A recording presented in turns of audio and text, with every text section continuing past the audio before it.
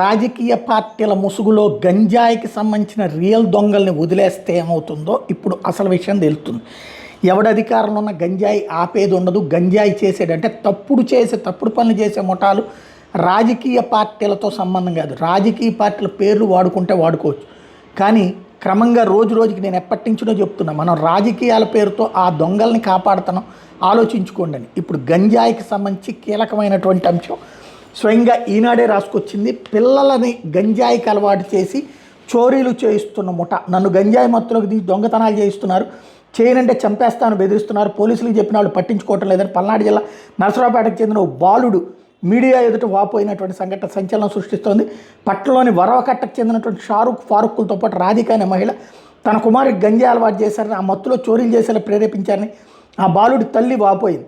3 ఏళ్లుగా ఇలా చేస్తున్నారు, మరో 15 మంది మైనర్లని ఈ రొంపిలోకి దింపారని ఆమె చెప్పుకొచ్చారు. విజయవాడలో జొనైనల్ హోంలో 3 నెలలు జైలు శిక్ష అనుభవించి ఇటీవల బయటకు వచ్చినట్టు తన కొడుకుని మళ్ళీ గంజాయి సరఫరా చేయాలని, దొంగతనాలు చేయాలని ఒత్తిడి చేస్తున్నారని చెప్పి బహిరంగంగా ప్రకటించారు.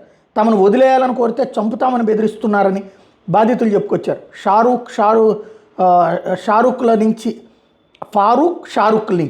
తమను రక్షించాలని వేడుకున్న పోలీసులు పట్టించుకోవట్లేదని, అందుకే ఎస్పీకి కూడా ఫిర్యాదు చేశామని ఆ బాలుడి తల్లి చెప్పుకొచ్చింది. తన కుమారుడికి ఆ ముఠా నుంచి ప్రాణహాని ఉందని రక్షించాలని వేడుకున్నారు. దీన్ని బట్టి ఏం జరుగుతోంది, ఇక్కడ ప్రభుత్వాలు మాటలు చెప్తున్నాయి గంజాయికి సంబంధించి అంత కఠినం ఇంత కఠినం అన్నటువంటి ఏం జరుగుతోంది.